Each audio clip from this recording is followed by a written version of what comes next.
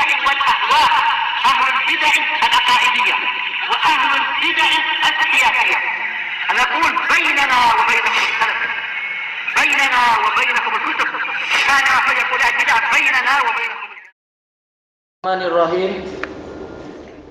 Baik, pada pertemuan yang tadi malam itu, yaitu hadis yang ke-213, haddatsana Abu Ma'mar qala haddatsana Abdul Waris. Abdul Waris beliau adalah Abu Ubaidah. Baik, Abdul Waris Ibnu Sa'id. Kemudian yang hadis berikutnya 214, ya tadi malam hafalan Allahul musta'an terkacaukan. Muhammad bin Yusuf, beliau ini, kalau Muhammad bin Yusuf dari Sufyan, ini adalah Muhammad bin Yusuf Al-Firyabi, Abu Bakar, dari Sufyan As-Tsauri. Walaupun Al-Baikandi juga meriwayatkan dari Sufyan As-Tsauri. Cuma kata Al-Hafidh, walaupun memang ada khilaf, kata beliau ada khilaf, tapi biasanya kalau mutlak seperti ini, Muhammad bin Yusuf dari Sufyan, maka beliau adalah Firyabi. Walaupun dua-duanya juga sama-sama gurunya Imam Bukhari, sama-sama Muhammad bin Yusuf Imam. Baik. Kemudian kita masuk ke hadis yang baru.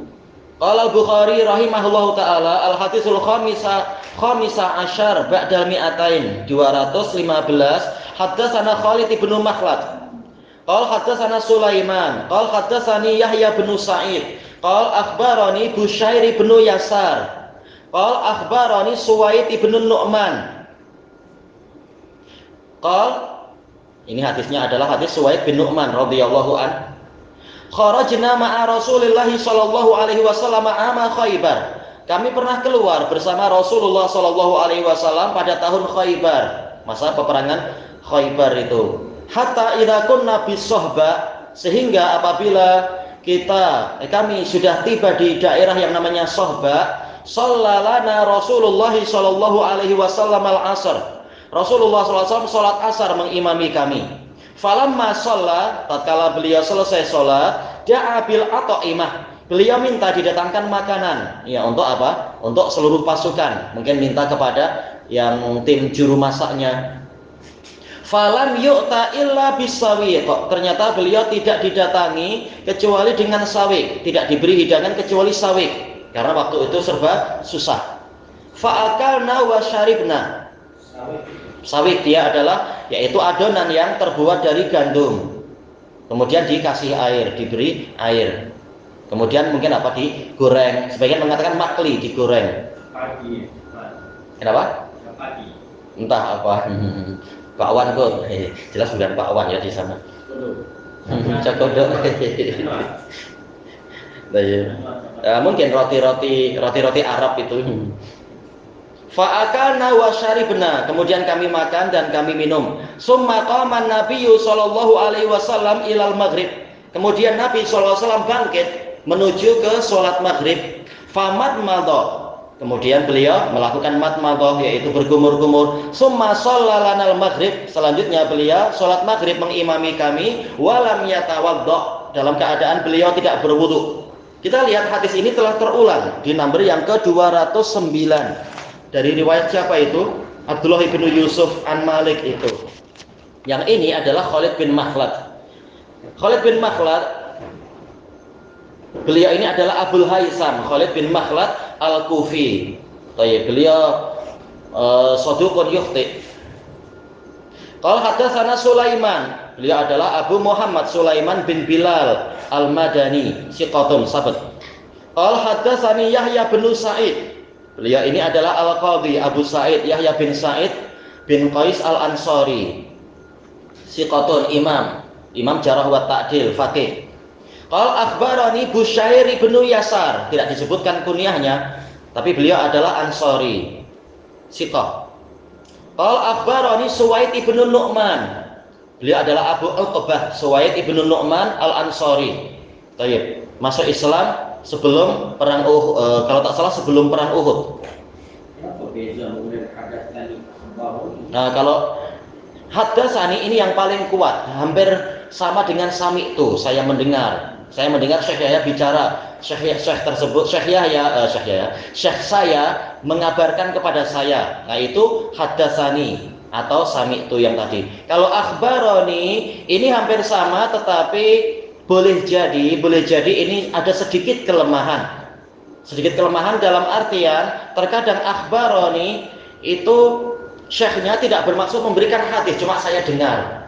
Mungkin menyampaikan hadis ke orang lain, tapi saya dengar barangkali. Dan terkadang akhbaroni itu boleh jadi ijazah. Sebagian ulama bermudah-mudah mengatakan akhbaroni padahal maksudnya ijazatan tanpa mengatakan ijazah. Makanya tatkala lafaz akhbaroni dan akhbarona ada beberapa kemungkinan dia sedikit lebih lemah daripada haddatsani atau sami'tu. Tapi tetap hukumnya adalah bersambung, muttasil. Baik.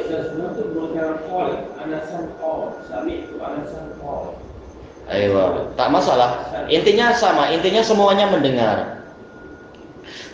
Makanya kata Al-Hafidz, syarah terhadap hadis ini sama dengan syarah terhadap hadis di nomor 209. Tapi kenapa Imam Bukhari kali ini mendatangkan sanad yang lain kalaupun isinya sama? Ya memang Imam Bukhari suka mendatangkan sanad yang lain, mimbabit tanawwu, yaitu keanekaragaman sanad, menunjukkan Bukhari bukan hanya memiliki satu riwayat, bahkan banyak riwayat, sehingga orang tak perlu ragu dengan Sahih Bukhari, sanadnya banyak dan sebagainya. Itu dari satu sisi. Dari sisi yang lain, kalau kita lihat, Al-Hafidz mengatakan di sini terang-terangan semuanya itu menunjukkan mendengar. Kita lihat Khalid bin Makhlad, haddatsana Sulaiman. Sulaiman mengatakan haddatsani Yahya. Yahya mengatakan akhbarani Busyair. Busyair mengatakan akhbarani Suwaid. Suwaid mengatakan, ya langsung ya kharajna ma'a Rasulillah. Ini betul-betul bersambung dengan sangat jelas. Maka kualitinya lebih tinggi daripada hadis yang di nomor 209. Di antaranya menggunakan an-anah. Yaitu Abdullah bin Yusuf mengatakan akhbarana Malik. Malik mengatakan an Yahya bin Sa'id. Yahya mengatakan an Busyair. Kemudian Busyair mengatakan anna Suwaid dan akhbarah, ini bagus. Tapi yang an-anah tadi, walaupun ini mahmulun ala sama karena mereka bukan mudallis, tetapi tentu saja yang terang-terangan menunjukkan dia mendengar, ini riwayatnya lebih kuat daripada yang menggunakan an-anah. Makanya hadis yang ke-215 lebih kuat dari sisi ini, bukan secara mutlak, dibandingkan dengan hadis yang ke-209. Hanya saja kekurangannya Khalid bin Makhlad, beliau agak memiliki kesalahan-kesalahan dalam riwayat. Tapi Imam Bukhari sudah menapis, maka tidak masalah. Berarti kita masuk ke isi hadisnya. Kharajna ma'a Rasulillah sallallahu alaihi wasallam ama Khaibar. Kami keluar bersama Rasulullah sallallahu alaihi wasallam di tahun Khaibar.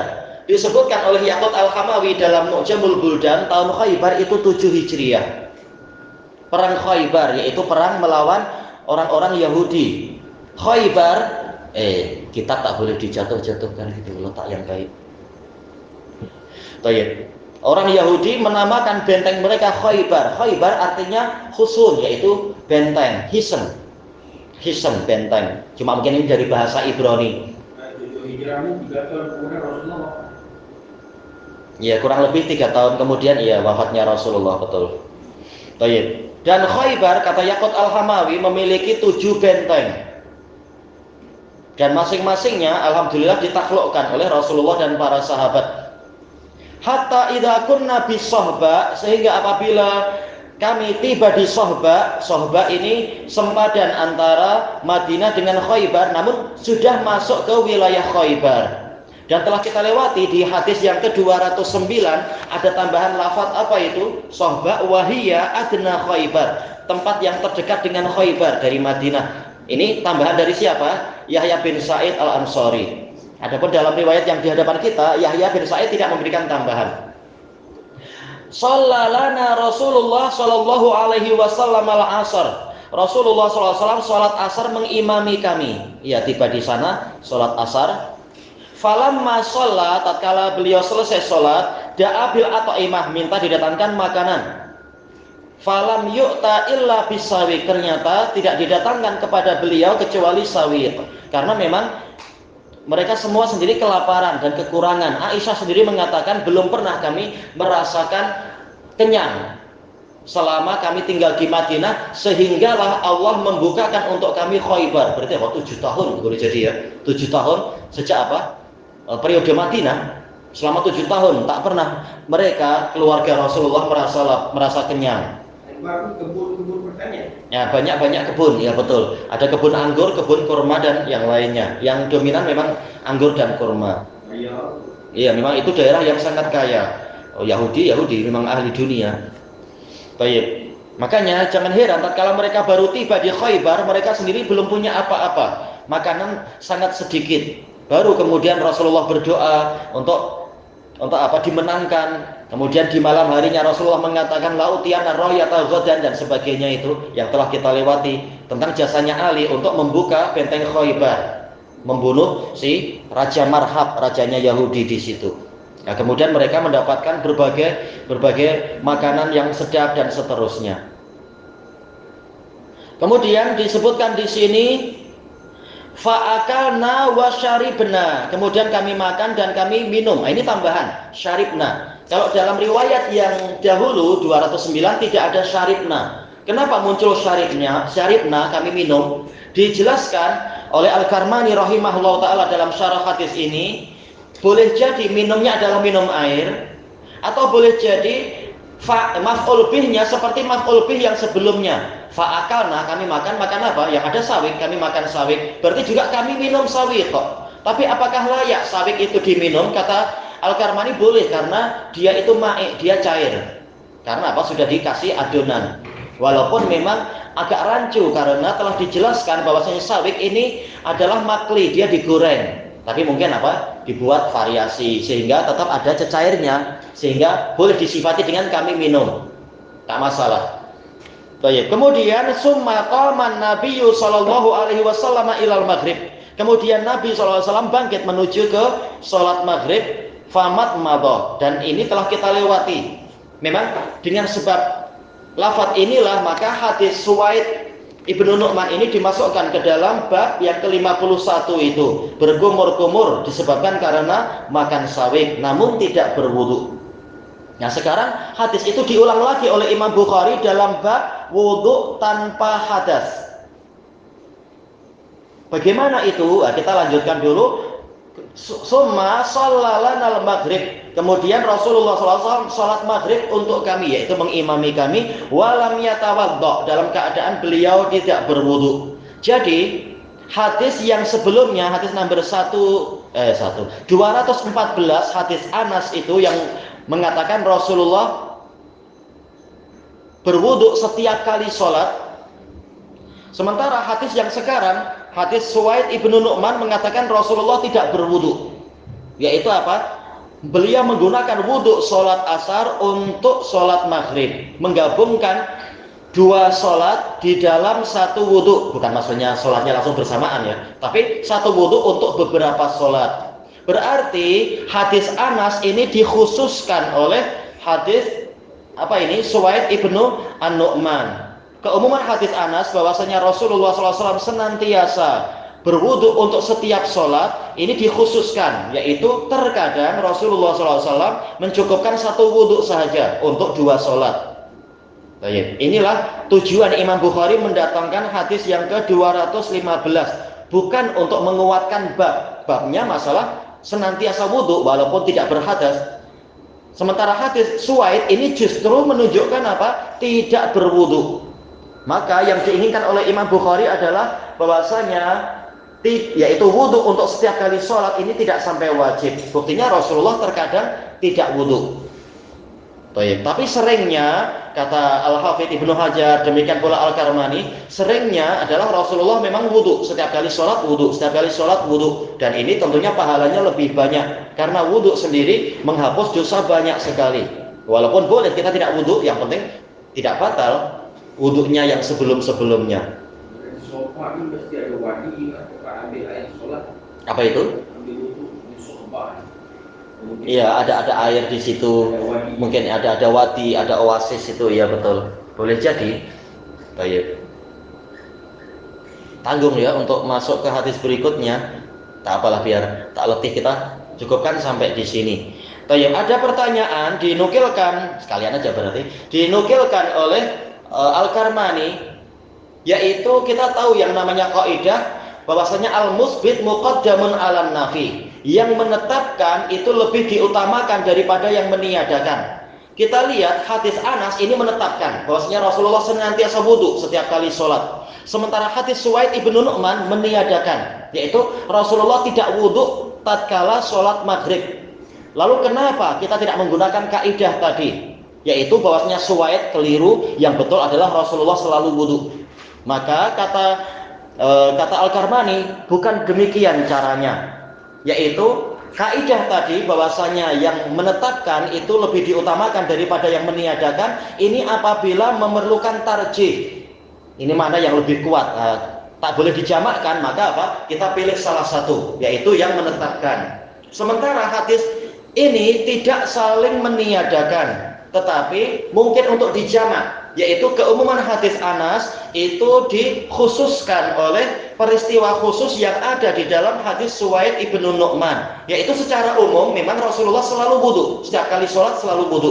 Hanya saja sekali-sekala yang terjadi adalah yang dilihat oleh Suwaid ibnu Nu'man. Rasulullah pernah wudu, pernah sholat tanpa wudu karena sudah ada wudu yang sebelumnya. Sebagaimana itu juga disaksikan oleh Umar, menunjukkan bahwasanya secara seringnya memang Rasulullah selalu berwudu. Namun sekali-sekala untuk meringankan umat agar mereka tidak menyangka ini wajib, buktinya Rasulullah terus-menerus demikian, maka Rasulullah mencontohkan sekali-sekala beliau tidak wudu, mencukupkan dengan apa? Wudu yang sebelumnya selama tidak berhadas. Makanya Anas sendiri walaupun meriwayatkan dari Nabi, beliau sendiri menjelaskan, yaitu yujzi'u ahadanal wudu'u ma lam yuhdis, yaitu cukup bagi salah seorang dari kita wudu selama dia belum batal, yaitu terserah mau sholat berapa kali tidak masalah, yang penting wudu yang tadi itu belum batal. Makanya fikih Anas menunjukkan bahwasanya yang dilakukan Nabi itu tidak sampai wajib, selalu wudu untuk setiap kali sholat. Buktinya sekian banyak sholat boleh dengan satu wudu selama belum berhadas, kata Anas.